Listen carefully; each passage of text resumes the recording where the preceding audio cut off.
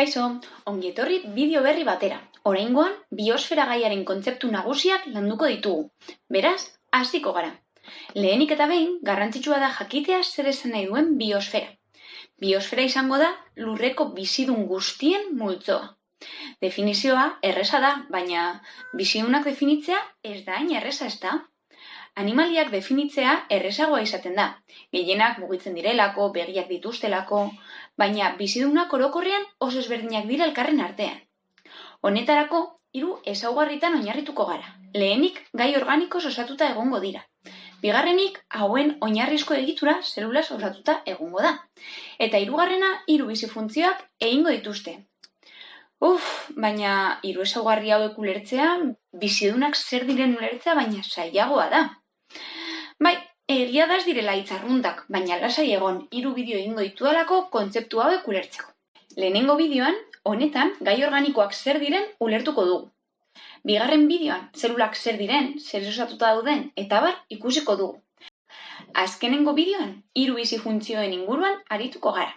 Beraz, hastera goaz gai organikoekin. Honetarako, ikusiko dugun lehen gauza taula periodikoa da. Baina, lasai, ez duzue hau ikasi behar. Taula periodikoan agertzen dira ezagutzen ditugun atomo guztiak, tamainaren arabera antolaturik, eta bakoitza bere izen propioarekin. Gaur egun, 118 elementu ezagutzen ditugu, baina hauetatik guztiak ez dira bizidunetan agertzen. Bizidunetan agertzen direnei bioelementu deitzen zaie. Gogoratu bizitza esan nahi duela. Bioelementu hauek gure gorputzean duten kopuruaren arabera antolatu egiten ditugu. Kopuru handienean agertzen direnak bioelementu primarioak izango dira. Hauek izango dira karbono, hidrogeno, oxigeno, nitrogeno, fosforo eta azufrea. Kopuru txikiagoan agertzen direnak bioelementu sekundarioak dira. Hauen barne magnesioa, kaltzioa, sodioa eta bar daude. Eta oligoelementuak gure gorputzean oso kopuru txikian agertzen direnak izango dira, baina kontuz beharrezkoak direlako. Talde honen barruan manganesoa, burdina, kuprea eta bar daude. Orduan, esan dugu elementu guztietatik bizidunetan agertzen direnak izango direla bioelementuak, eta hauek sailkatzen ditugula kopuruaren arabera. Gero, bioelementu hauek elkarrekin lotu egingo dira biomolekulak sortuz. Pentsa adibidez ura. Ura, edo H-bio moduan ere ezagutzen dugu, 3 atomoz osatuta dagoelako. Hidrogeno atomo 2 eta oxigeno atomo 1.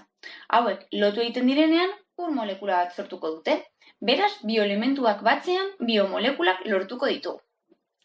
Biomolekulak 2 motatakoak izan aldira, organiko eta inorganikoak. Inorganikoen jatorria ez da bizidun bat. Hauek izan aldira ura eta gatz mineralak. Aurreko gaian ikusi genuen bezala, urak funtzio ugari ditu gure gorputzean. Erreakzio kimikoa gertatzeko erabilgarria da, garraioa egingo du, temperatura konstante mantentzen du gure gorputzean, eta bar. Funtzio pila bat dauka urak. Gatz mineralak ere funtzio asko betetzen dituzte. Adibidez, erreakzio kimikoak gertatzeko beharrezkoak dira. Horrez gain, solido daudenean, hezurrak, hortzak eta oskolak osatuko dituzte besteak beste. Biomolekula organikoen jatorria, ostera, bai izango dira bizidunak. Honen barne 4 talde dauden. Gluzidoak, hauen funtzioa epe laburrerako energia ematea izango da. Hau da, energia hau hartzen dugunetik erabili dezakegu. Lipidoak, hauek epe luzerako energia emango digute. Hau da, gordeko dugu erreserba behar dugunean erabiltzeko. Proteinak batez ere erabiliko ditugu gure egiturak osatzeko, adibidez muskuluak. Azido nukleikoak, informazio genetikoa gordeko dute. Hau da, egiturak sortzeko eta funtzionatzeko informazioa hemen gordeta egongo da. Ezagunena ADN-a da. Laburpen moduan beraz bizidunak bioelementuz osatuta daude. Bioelementuek biomolekulak osatzen dituzte, eta hauek izan aldira organikoak edo inorganikoak jatorriaren arabera.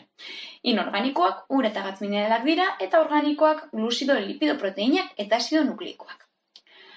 Zelulen inguruan eta bizi funtzioen inguruan gehiago jakin nahi baduzu, ez galdu hurrengo bideoak. Gustatzen bazaizkizu nire bideoak, like eman eta suskribatu.